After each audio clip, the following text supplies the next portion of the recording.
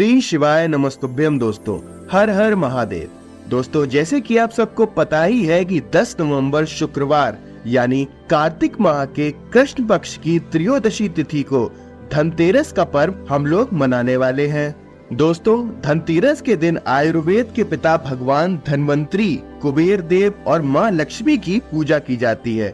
साथ ही इस दिन खरीदारी का बहुत ही ज्यादा महत्व है। खास तौर पर इस दिन में लोग सोना, चांदी आदि सामान यानी बर्तन भी खरीदते हैं।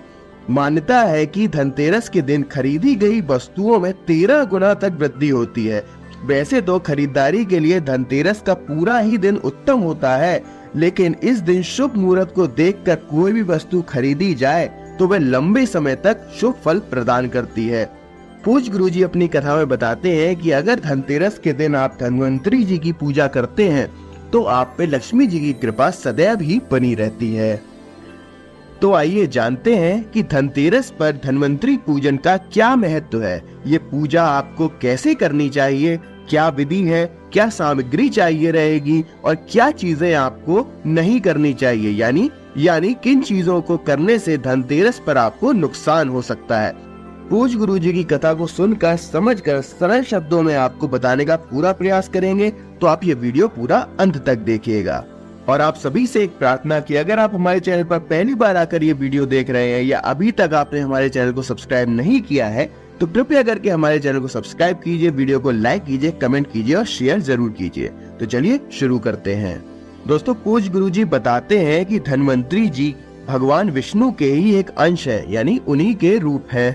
पूज्य गुरुजी अपनी कथा में बताते हैं कि शिव महापुराण में धन्वंतरी भगवान के पूजन का समस्त विवरण बताया गया है। वो कहते हैं कि पूजन में सबसे पहली जो चीज आपको चाहिए रहेगी इस पूजन के लिए, वो रहेगा गाय का गोबर। जी हाँ, इस पूजन के लिए आपको गाय के गोबर की जरूरत पड़ेगी। अगर किसी भी कारण से आप गाय का गोबर नहीं मिल पा रहा है आपको, तो आप गंगा जल का भी प्रयोग कर सकते हैं। फिर आपको अपने घर में एक सुंदर सा स्थान देखकर वहां पर लेपन कर देना है। जो आपने गोबर बनाया है उसका आपको लेप कर देना है। अगर आपके पास पानी है, गंगा जल है यानी, तो आप उस गंगा जल से उस स्थान का लेप कर देंगे। और फिर आप एक कटोरी में थोड़ा सा आटा लेंगे। आटा शुद्ध होना चाहिए, उसमें थोड़ी सी आप हल्दी मिलाएंगे और फिर इन दोनों चीजों को मिला के आप उसी लेपी हुई स्थान पर आप एक सुंदर सी चौक बना देंगे। आटे और हल्दी का प्रयोग हम लोग चौक में इसलिए करते हैं क्योंकि आटा जो है वो वैभव बढ़ाता है और हल्दी जो है वो लक्ष्मी बढ़ाने के लिए मानी जाती है। जब आपकी चौक बन जाए, चावल रख चुके हो, तो उसके ऊपर फिर आपको एक पटा रख देना है।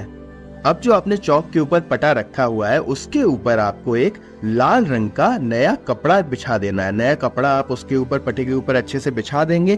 फिर आपको एक थाली लेनी है और उस थाली में आपको थोड़े कुमकुम से उस पे आपको सतिया बना देना है, स्वास्तिक का निशान बना देना है। स्वास्तिक बनाने के बाद अब आपको क्या लेना है, अब आपको एक चांदी का सिक्का ले लेना है। जी हाँ, इस उपाय के लिए आपको चांदी के सिक्के की जरूरत पड़ेगी। और किसी के पास अगर चांदी का सिक्का नहीं है या उपलब्ध नहीं हो पा रहा है तो आप घर में ही, जैसे 1 या 2 रुपए के सिक्के होते हैं, 5 रुपए का सिक्का, 10 रुपए का सिक्का, तो कोई भी सिक्का आप प्रयोग में कर ले सकते हैं। और सिक्का आपको वही जो स्वास्तिक बनाया है आपने, उसके ऊपर आपको वो सिक्का रख देना है। लेकिन पूज्य गुरुजी कहते हैं कि अगर आप इस उपाय में चांदी के सिक्के का प्रयोग करते हैं तो ये बहुत ही ज्यादा लाभकारी होता है। ठीक है, समझ गए। इतना सा काम आप कर लेंगे। फिर आपको क्या करना है, आपको थोड़ा सा आटा लेना है। आटा शुद्ध होना चाहिए और उस आटे से आपको 7 दिए बना लेने हैं। जी हाँ, और 7 दिए बनाने के बाद उस आटे से आपने 7 दिए बना लिए और उसमें आपको घी डाल देना है। उस 7 दियों में आपको घी का प्रयोग करना है। इस उपाय में हम लोग घी का प्रयोग ही करेंगे। ठीक है दोस्तों, तो आपने 7 दिए बना लिए, उसमें आपने घी भर लिया और इसमें हम लोग लंबी बत्ती का प्रयोग करेंगे। पूज्य गुरुजी बताते हैं कि माता लक्ष्मी के पूजन में हम लोग लंबी बत्ती का ही प्रयोग करते हैं। ठीक है, समझ गए। 7 दिए लगा लिए, उसमें घी डाल लिया और उसमें लंबी बत्ती का प्रयोग कर लिया और उन दियों को आप जला देंगे। ठीक है, 7 दियों को आपने जला दिया। अब आपको क्या करना है, आपको एक और दिया बना लेना है। एक अलग दिया आप बनाएंगे आटे से और उसमें हम लोग तेल का प्रयोग करेंगे। घी नहीं डालेंगे, उस वाले दिए में हम लोग तेल का प्रयोग करेंगे। अब आपको तेल वाले दिए को भी प्रज्वलित कर लेना है। अब आपको क्या करना है, अब जहां आपने चौक बनाई है, सिक्का रखा हुआ है स्वास्तिक के निशान के ऊपर, वहां आपको पहुंच जाना है। ठीक है, चौक के पास पहुंच गए आप। अब आपको क्या करना है, जो पटा आपने चौक के ऊपर रखा है, अपने सीधे हाथ की तरफ जो आपने अभी तेल का दिया बनाया है आखिरी में, वो अपने सीधे हाथ की तरफ उस पटे पर रख देंगे। और जो बाकी 7 दिए हैं जो घी के दिए हैं, वो अपने उल्टे हाथ की तरफ उसी पटे पर रख देंगे आप। ठीक है, समझ गए आप। इतना सब करने के बाद आपको अपने पूजन की थाली तैयार करनी है। अब उस पूजा की थाली में आपको क्या क्या रखना है, बहुत ध्यान से सुनिएगा, एक एक चीज आपको बताऊंगा। अगर आपको याद नहीं रहता है तो आप उसको नोट डाउन भी कर सकते हैं, कहीं पेन से आप उसको नोट कर लीजिए, या आप इस वीडियो को सेव कर लीजिए बार बार, या आप पीछे करके दोबारा भी धीमे करके सुन सकते हैं इसको। ठीक है, अब उस थाली में आपको थोड़ा सा कुमकुम रख लेना है, थोड़ा आपको गुलाल ले लेना है, थोड़ा सा आप उसमें चंदन भी रख लेंगे, और आपको लाल धागा जो कलावा होता है उसमें वो भी आपको रख लेना है। अमर बेल के टुकड़े भी आप उसमें रख लेंगे, थोड़े से कमल गट्टे भी आप उसमें थोड़े से रख लेंगे, और एक हल्दी की गांठ भी आप उसमें रख लेंगे। ठीक है, समझ गए आप। आपको अगर दोबारा से सुनना है तो दोबारा से सुन सकते हैं, या आप नोट डाउन भी इसको कर सकते हैं कहीं पर। ठीक है, थाली में आपने ये सब रख लिया। अब आपको एक लोटे में जल भी ले लेना है। इस पूजन में आपको तांबे के लोटे का ही प्रयोग करना है। अगर आपके पास तांबे का लोटा नहीं है तो आप कोई भी और लोटे का प्रयोग भी कर सकते हैं। ठीक है, अब आपने जो चौक पर सिक्का रखा हुआ है, उस सिक्के के ऊपर आप इसी लोटे से थोड़ा सा पानी हाथ में लेंगे और इस पर आप छिड़काव कर देंगे। छिड़काव करने के बाद आपको पूजा करनी है। जो भी आपकी थाली में कुमकुम है, चंदन है, इत्यादि चीजें हैं, उससे आपको उसी सिक्के का पूजन करना है। और जो आपके पास लाल धागा है उसको आपको इसी सिक्के में लपेट देना है। जो आपने अभी सिक्का रखा हुआ है उसी में आपको ये धागा लपेट देना है, और इसको फिर से आप स्वास्तिक के ऊपर रख देंगे, और पानी जो आपके पास है फिर से थोड़ा सा उसके ऊपर छिड़क देंगे आप। ठीक है, अब आपको उसी सिक्के के ऊपर थोड़े से चावल का छिड़काव करना है, और आपको मन ही मन में माता लक्ष्मी और श्री गणेश जी का आपको स्मरण करना है, उनकी आपको ध्यान करना है और पूजा करनी है। तो आपने जो थाली में 7 कमल गट्टे लिए हुए हैं, वो 7 कमल गट्टे आप एक एक करके उन सिक्कों के ऊपर चढ़ा देंगे, और माता लक्ष्मी का आप साथ ही साथ स्मरण करते रहेंगे। ठीक है, 7 कमल गट्टे आपको एक एक करके चढ़ा देने हैं, और जो 7 हल्दी की गांठें आपने ली हुई है, वो भी आप 7 हल्दी की गांठें उसके बाद एक एक करके आपको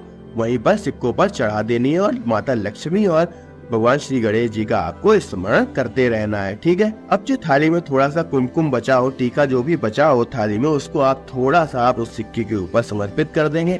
और कोई भी मीठी चीज, कोई भी मिठाई, या मिठाई नहीं है आपके घर में तो शक्कर या गुड़ का भी आप प्रयोग कर सकते हैं, और उस सिक्के के ऊपर आप माता पे भोग स्वरूप उसको आप चढ़ा देंगे। जब आप पूरा पूजन कर चुके हो तब आपके पास जो घी के दिए रखे हुए हैं, 7 जो घी के दिए आपने शुरुआत में उल्टे हाथ की तरफ रखे थे, उसको आपको उठा लेना है, और उससे 7 दियों से आपको माता लक्ष्मी की आपको आरती उतारनी है। और माता लक्ष्मी से आपको प्रार्थना करनी है कि हे माँ, आप हमारे घर में सदैव ही विराजमान रहे। और जब आरती पूरी हो जाए तो ये 7 दिए जो है आपको घर के 7 अलग अलग स्थानों पर रख देना है। जैसे घर के हॉल में आप रख देंगे एक दिया आप घर की रसोई में रख देंगे, एक दिया जहाँ पर आप लक्ष्मी रखते हो, जहाँ पर आप पैसा रखते हो घर में, वहाँ पर आप एक दिया रख देंगे, और एक दिया आपने घर का जो मुख्य द्वार है वहाँ पर आप अपने इस दिए को एक को रख देंगे। एक दिया जो है वो आप तुलसी, जहाँ पर है आपके तुलसी का पौधा लगा हुआ है, वहाँ पर आप रख देंगे। और एक दिया आप देख लीजिए आपके हिसाब से कि घर का आपका मध्य स्थान कौन सा है, तो एक दिया आप अपने घर के मध्य स्थान पर भी रख देंगे। और जो आखिरी दिया यानी 7वां दिया जो है वो आपको जहां आपने भगवान की पूजन किया, लक्ष्मी पूजन आपने किया है, वहीं पर आप जहां तेल का दिया भी रखा हुआ है तो वहीं पर आप एक घी का दिया, आखिरी दिया वहीं पर रख देंगे आप। ठीक है, समझ गए 7 दिए आपको कहाँ रखने। ठीक है, इस प्रकार आप 7 दिए को रख देंगे वहाँ पर। और जो भी नई चीज लेकर आए हो, यानी जो भी चीज आपने धनतेरस के दिन नई खरीदी है, चाहे जो भी चीज हो, उसका भी आप साथ ही साथ पूजन कर देंगे। इस पूजन सारे दिए रखने के बाद उसका भी आप पूजन साथ ही साथ कर देंगे। तो दोस्तों ये तो थी धनतेरस पर पूजा करने की पूरी विधि, बहुत ही डिटेल में आपको बताया है। पूज्य गुरु जी की कथा को सुनकर, समझकर, सरल शब्दों में आपको अच्छे से बताने का प्रयास किया है, तो आप कोई भी गलती मत कीजिएगा। और पूज्य गुरु जी कहते हैं कि अगर आप इस प्रकार से पूजन धनतेरस के दिन कर लेते हैं तो आप यकीन मानिए कि लक्ष्मी जी आप पर प्रसन्न होकर आपके ऊपर सदैव कृपा करेंगी और आपके घर में सदैव के लिए निवास करेंगी। और आपके जीवन में जो भी धन संबंधी परेशानियां चल रही हो, कष्ट चल रहे हो, कार्य नहीं बन रहे हो, खर्चा बहुत बढ़ गया हो, या कोई भी जीवन में धन संबंधी समस्या चल रही हो, उससे आपको शीघ्र ही लाभ मिलना शुरू हो जाएगा। तो दोस्तों अगर आपको ये वीडियो अच्छी लगी हो तो हमारी वीडियो को लाइक कीजिए, कमेंट में अपनी प्रतिक्रिया जरूर दीजिए और हमारे चैनल को सब्सक्राइब कीजिए। तो जल्दी मिलते हैं अगली वीडियो के साथ, तब तक के लिए श्री शिवाय नमस्तुभ्यम। हर हर महादेव।